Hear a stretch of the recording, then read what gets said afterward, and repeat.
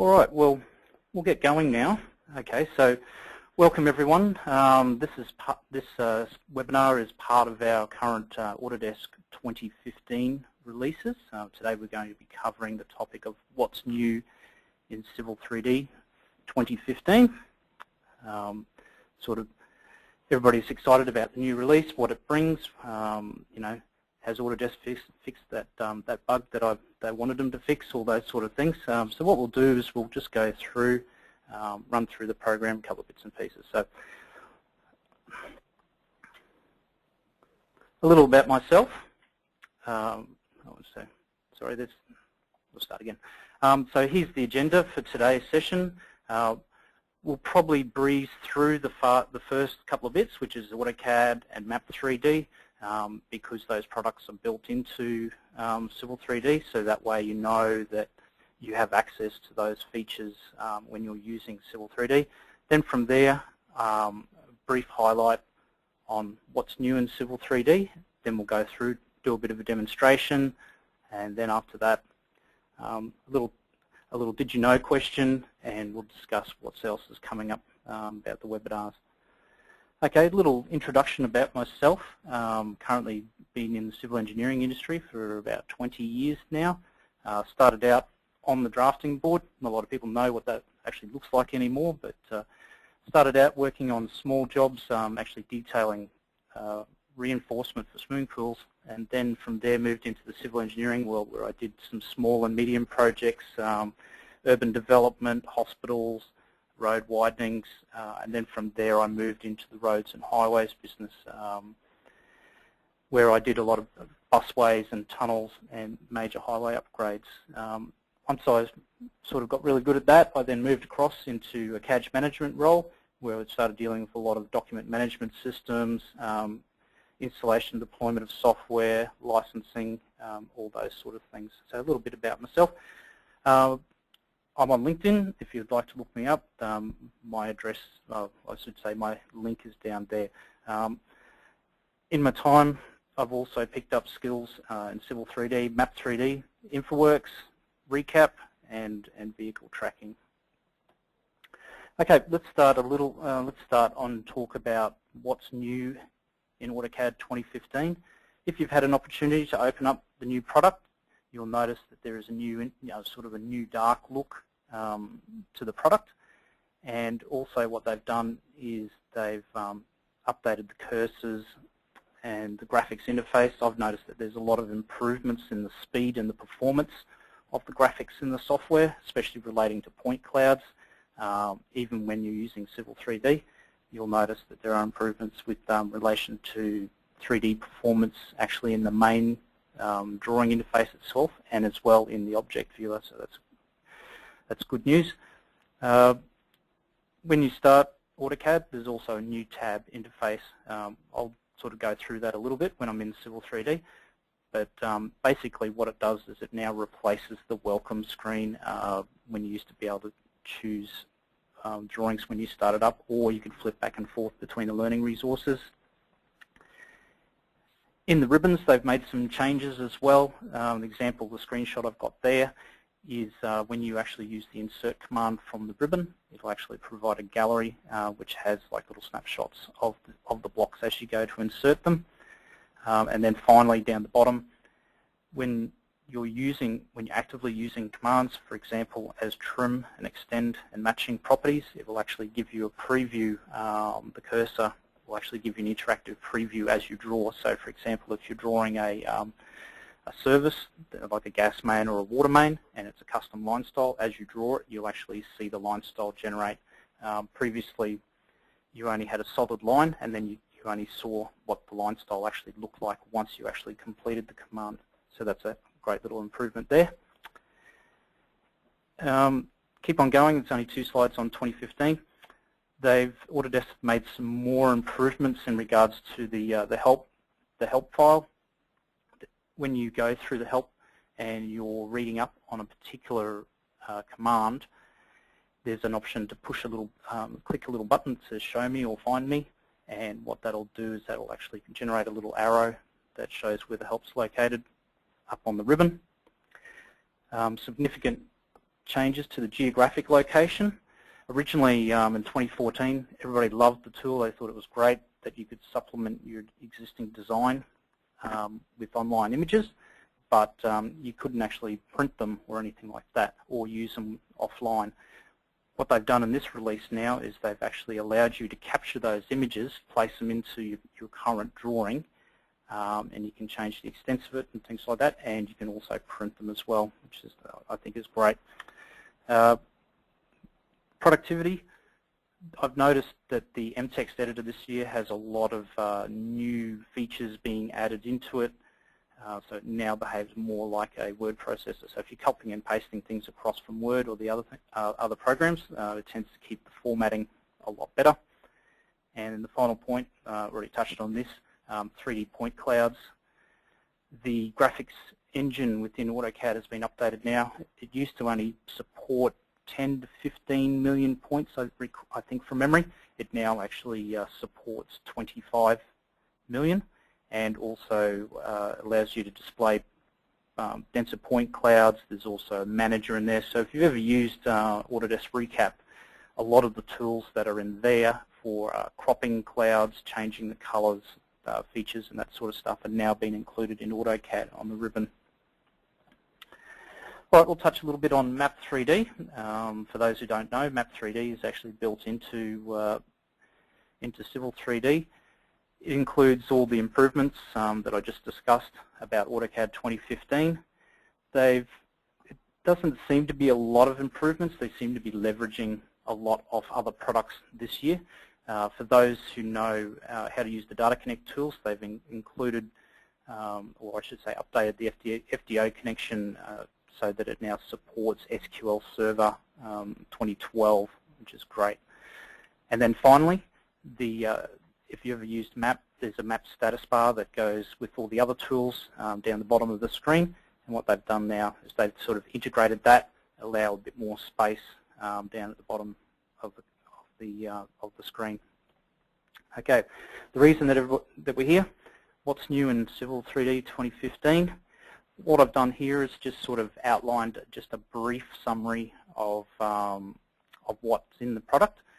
Once we switch to the demo, I'll actually go through and show you how to actually find all the latest features, sort of how to explore the help a little bit, and then from there we'll go through and explain some of the features. So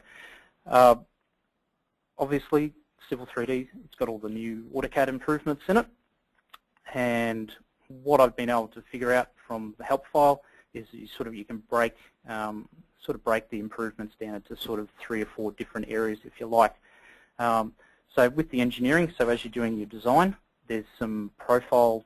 So when you're doing your profiles on longitudinal sections, they've included some new tools in there in regarding to the vertical geometry. So we'll have a look at that.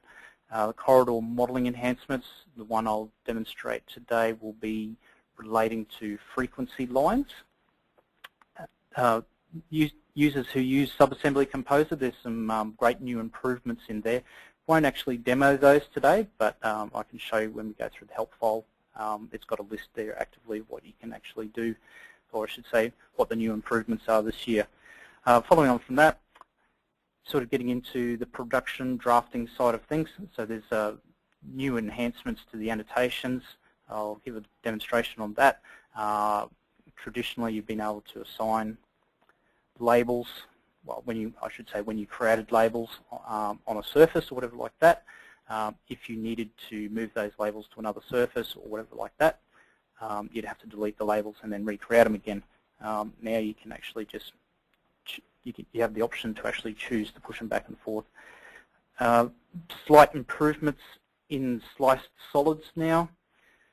If you've ever watched our 2014 webinar, Dean covered a bit on sliced solids and how profiles actually give you a true representation as it cuts through the solids. This year they've made some more improvements to that.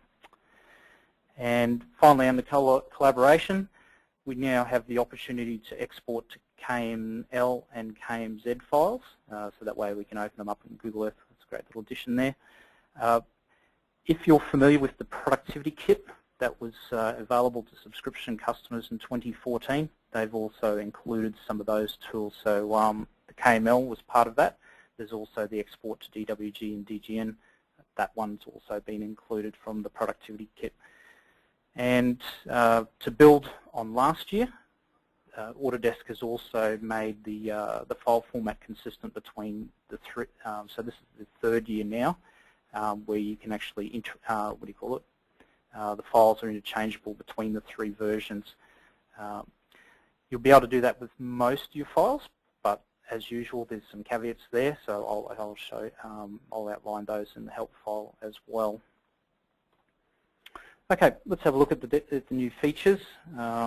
I've got some screen captures here of some of the basic ones that I'm going to show. So the ones today I'm going to demonstrate is profiles, some of the ones to do with targets, staggering cross-section labels for corridors, and also profile locking.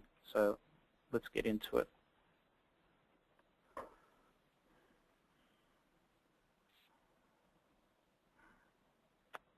All right, first of all, what I'll go through is for those who haven't, or I should say are considering in purchasing Civil 3D or want to have a look at the product, go to the Autodesk webpage, and there's an option down here on the left-hand side for a free trial.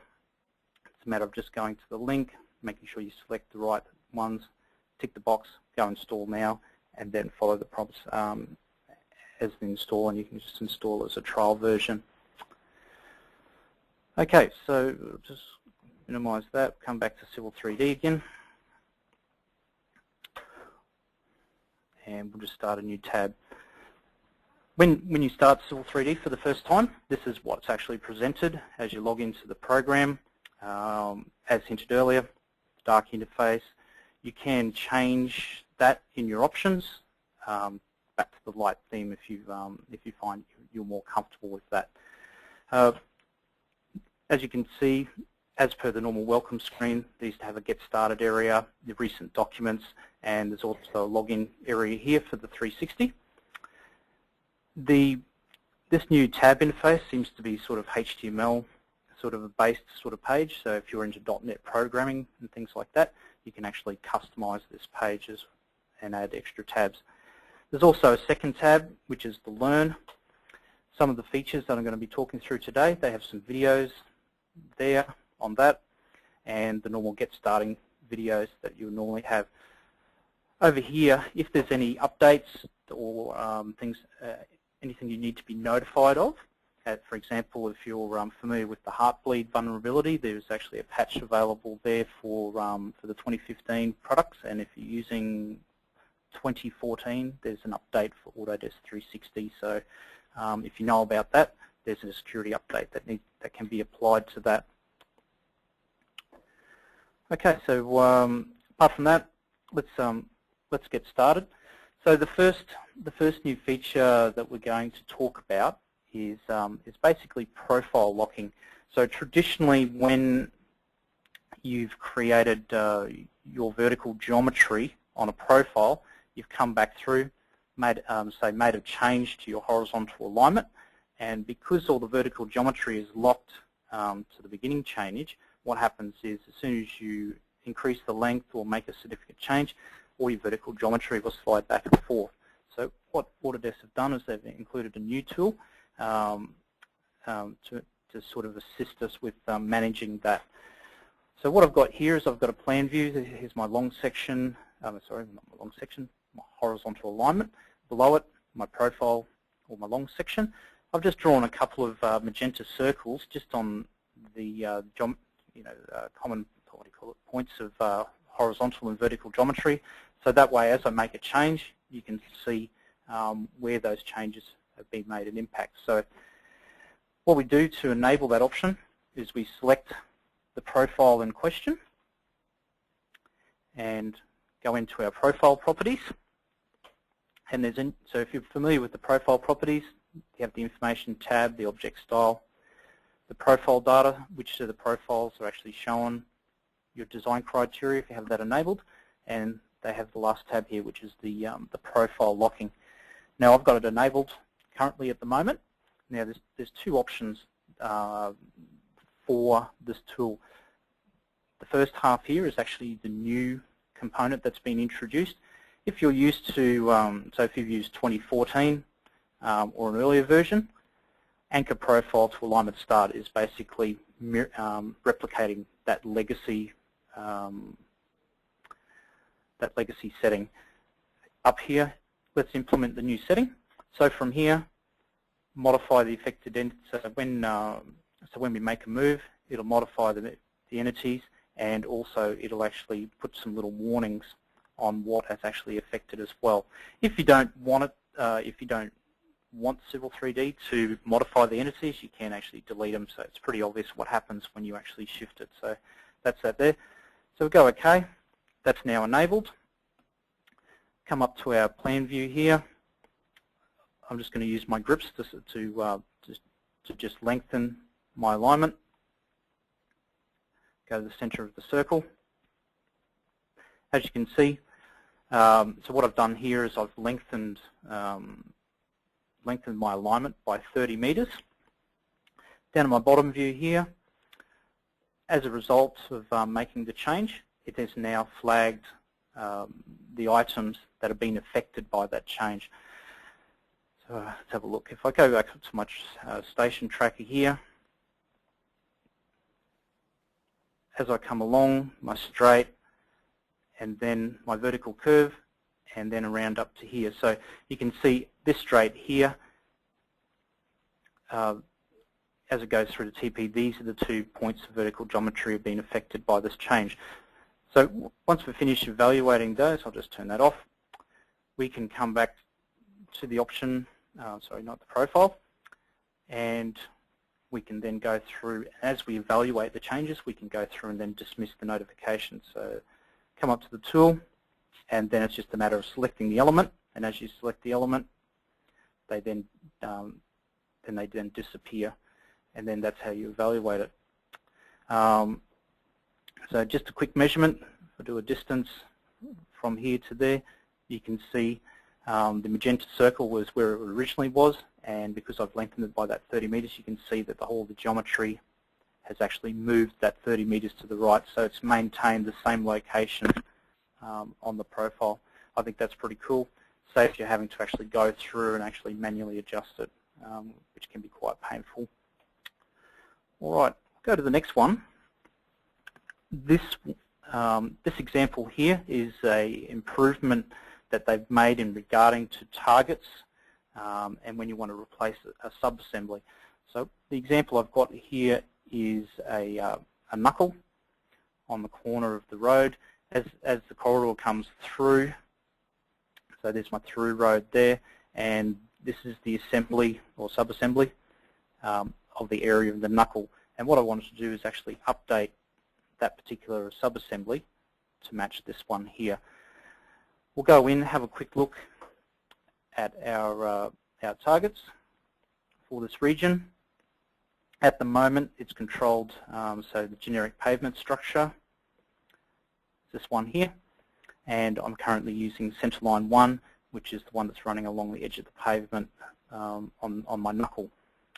So what we'll do now is we'll go through, change that sub-assembly, come back to home, open up my palettes, and scroll to, let's have a look, the one that I want to change, mains and medians, multi-purpose. Click on the assembly sub-assembly that I want to replace it with. On the command line, use R for replace. Select the one we want to replace. Then, with the introduction of this command, it now actually gives you an option. It says, do you want? It says it has targets already applied to it. What do you want to do? So you can either say yes, I'd like to keep the targets, or I can clear them. So let's keep the targets. My new sub-assembly has been placed in there. Let's close that. Come down to our corridor again, and we'll have a look at the targets.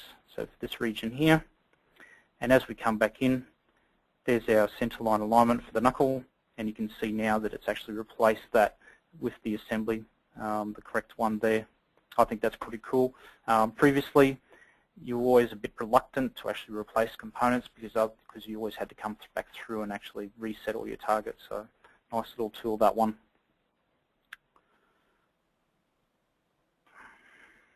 Okay. Another improvement, or I should say another feature this year, is there's some improvements to the areas regarding, what do you want to call it, corridor modeling. For example, if I zoom into this area here, you'll notice that my frequency lines are, I'll just go, actually the best thing to do is go in, edit the frequency for this area here. At the moment, our frequency lines are respecting these settings here, so on the alignment every 10 meters, and on the curves every 5 meters, and alignment geometry points and critical super points.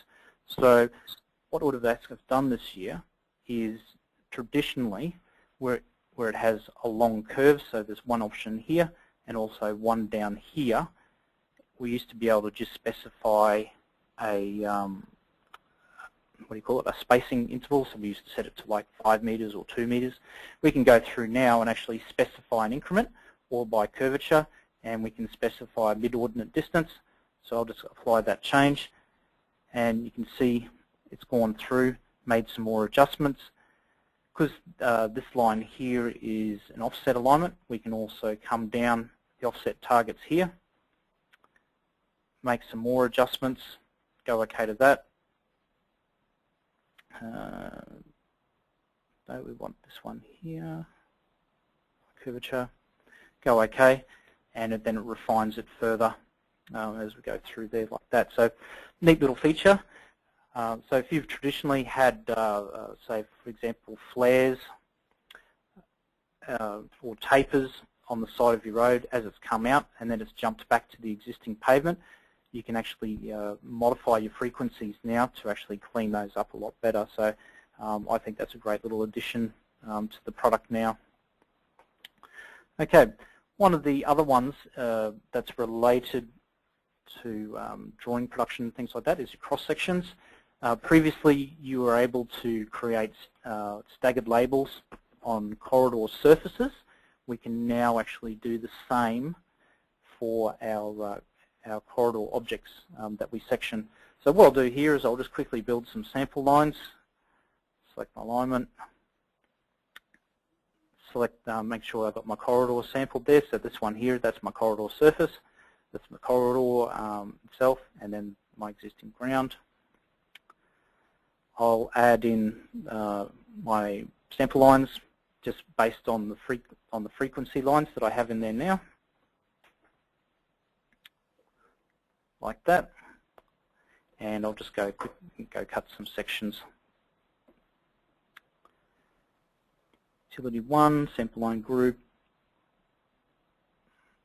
Set our section view style. I'm going to use the production A1 landscape. So those are familiar with the tool. These are the offsets set by your sample lines. You can override them at any time. Also the datum for the cross sections. From here, what we'll do at the moment is I'll leave these as the defaults, and we'll go back in and I'll show you how they're actually built. Data bands, I'll just quickly change that to existing surface.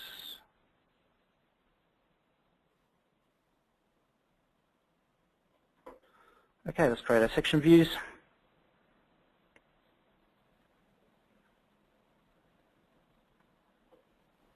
And we'll just zoom on one of these. Let's close that guy. Okay, so you can see here, this one here is our existing ground. So these ones are our corridor surfaces. And this one here is the corridor section.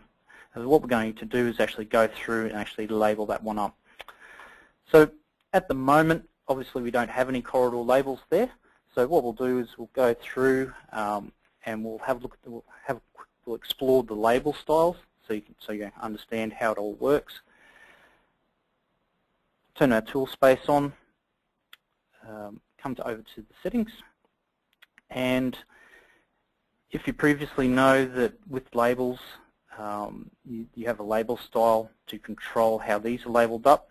With your corridors, they're actually linked to the corridor code set. So when you do this, you need to have a look at that first, and then go through and set the labels up. So go to the Settings tab on the tool space, come up to General, Multi-Purpose Styles, and then into Code Sets. What I've done here is I've quickly created a code set style. So I'll just open this up like that, edit, and what it does is you go through, have a look at all the codes, and anything that you want to be labeled on that corridor, you need to assign a label style to that. So what I've done is I've gone through, applied a label marker, so I'll open that up, have a sneak peek inside. Actually, that doesn't give a very good preview. Let's just get on, just show you. Come up to here.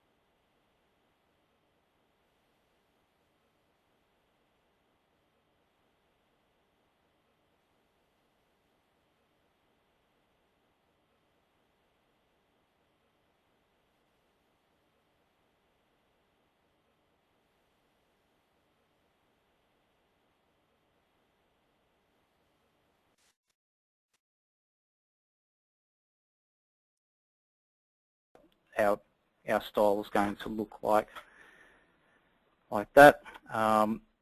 This is not, and so you can go through, check. So this is what the other style was actually meant to look like. I'm not sure why that preview wasn't updating correctly. Okay, so we've got our label style.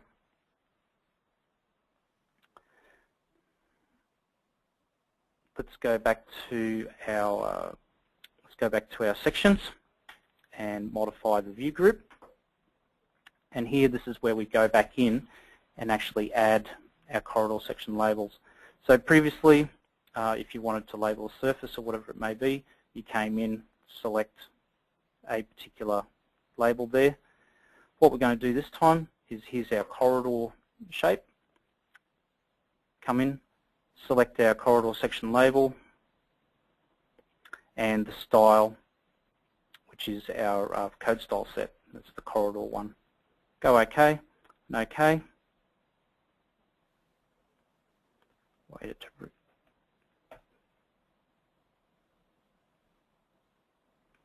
All right, just need to make one more change. So back down to here, corridor points. We need to just double check our label set. So we come back to here.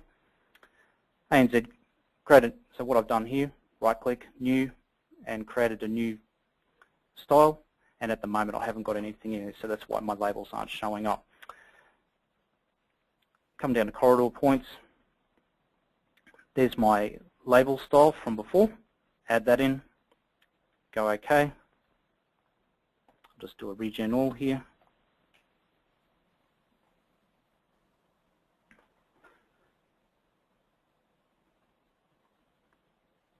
Go back up to here. It's not populating for some reason. That one there.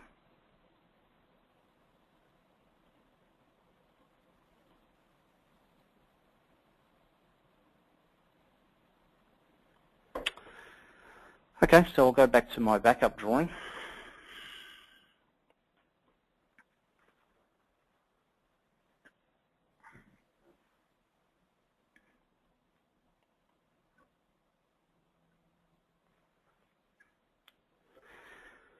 Alright, so what I've got to do here, this is what it looks like when the labels are staggered. So I'll go back in and I'll just quickly undo that change.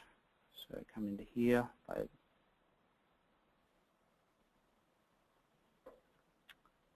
and I'll just turn the staggering off.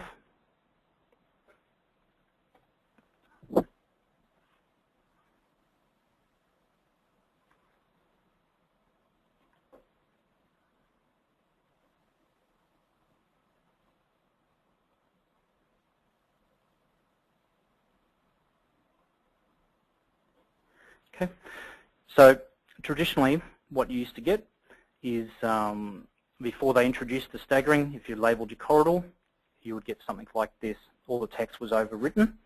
And so the new feature now is you can come back in over here where it has staggering. You can now enable that. So just like any of your other surfaces or profiles or long sections, you can stagger both sides and then choose your stagger values. So that's the step that's included in the line. So I've just set there 2 and 5 mil. Go apply and OK. Do a regen. Oh, it doesn't like that for some reason.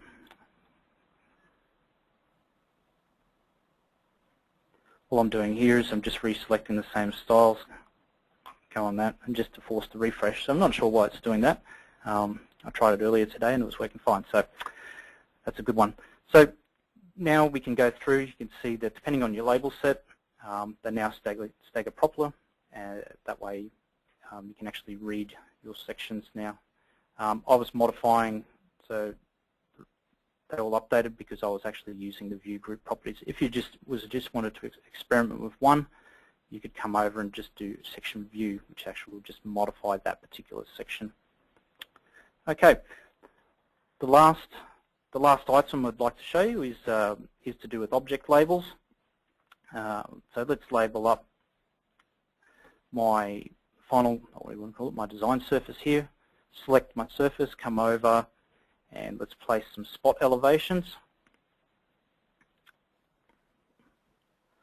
like that. And so those spot labels have read off the labels off my existing surface. Now this is the cool thing. If I select my labels and open up my properties, so here's my surface elevation property. Originally, let's have a look. So here's on our surface. Previously, you weren't able to, what do you want to call it? When you created labels, once you placed it on a particular surface, it was associated with that surface. So if you changed the name, or you wanted to put those labels in, or you wanted to reassociate it with another surface, or whatever like that, you couldn't actually do that. Now, you can select the objects, open up your properties palette using Control-1, and under General now, there is an option here called Surface, and you can choose which surface you would like. So what I'm going to do is I'm going to switch between my top, my design surface and existing ground, and you'll notice that as soon as I change that to existing ground, it actually picks up the levels from there. If I switch it back, it then they'll then update. So great little one there. So, saves some time having to delete and replace and move, and put everything back into exactly the same spot of where it should be. Okay. I realised that at the beginning of the webinar I forgot to talk a little bit about the help. So what I'll do here is I'll just quickly recap about the help. One of the important things to know about the help is when you go into help file, you probably noticed in 2014 there was a bit of a trend that if you wanted to use help offline, so if you weren't permanently connected to the internet, you had to download and install the help file. It appears that in 2015, most of the AutoCAD products now, if you want to use the help offline, you've got to download it. So when you click on the link, I'll just minimize that.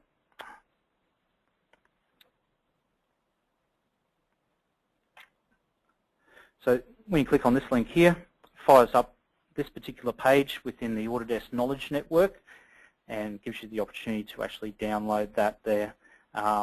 and then that can be deployed. Just trying to remember. When you, if you're creating a deployment image, you can actually add that in so that it installs at the time of the deployment. Okay, we'll go back to the help again. If you want to know where the new features are, click on New Features on the main panel here, and what it does, it'll go through and itemize all the new improvements this year, and it has hyperlinks. So if you want to explore that particular item in the help file, you can click on that, and it'll take you through a work example tool. So I'll keep on coming down. So that's talking about the productivity pack, the corridor modeling, bits on the profiles. I could probably go back and actually show you those tools there if you like, and some labels, and then the exporting and stuff like that. Important one about the interoperability between versions. We come down to here, and this will explain what will be respected as you're going back and forth between the different versions. So that's an important thing to be aware of if you decide to access that functionality. And last but not least, I'll just collapse these, is if you're a bit new to Civil 3D, Autodesk have been updating their best practice guide. So if you want to, if you're interested about how to use data shortcuts or in your workflows and those sort of things, they have areas under project management there, or tips on how to use sites, corridor design, those sort of things there in there as well. Okay, well that's about it. I'll just fire this back up. So that's all I have time today to actually cover as part of this presentation. I'll just cover my did you know question. If you didn't know, probably since about 2013, pretty much since Autodesk released their suite products, every time you installed an Autodesk AutoCAD vertical on your computer, it would actually install it as a separate application, taking up a lot of disk space. And what they've done over the last couple of years is they've actually shared the AutoCAD core out, so that when you're actually installing all those applications, it actually uses the same core for all of them and just uses a startup switch. So the screen capture that I have there shows the AutoCAD 2015 folder, and under there's one there for Civil 3D and another one for Map 3D. So I think that's pretty cool, especially with in the early days, solid state drives were a little bit small. Anything to help, free up valuable disk space. This is definitely a winner. Okay, that's the presentation complete. I'll just talk about some of the upcoming webinars that we've got coming up. So if you yourself or other users that you know, we have the Revit 2015 coming up next week. I'm also presenting InfoWorks 360 presentation in a couple of weeks' time, so that would be definitely a good one to tune in for. And then there's all the other products there as well. Note the hyperlink down the bottom, a2ktechnologies.com.au/events. What on that page is a list of the upcoming webinars that I've selected here. There's also hands-on workshops also shown, and also our training schedules when the next training courses and those sort of things come up. So be sure to check that one out. All right, that's the end of today's webinar, everyone. Thank you for your interest. It's been a pleasure for me to share the new features of Civil 3D 2015. Feel free to join us for our next one. I'll see you then.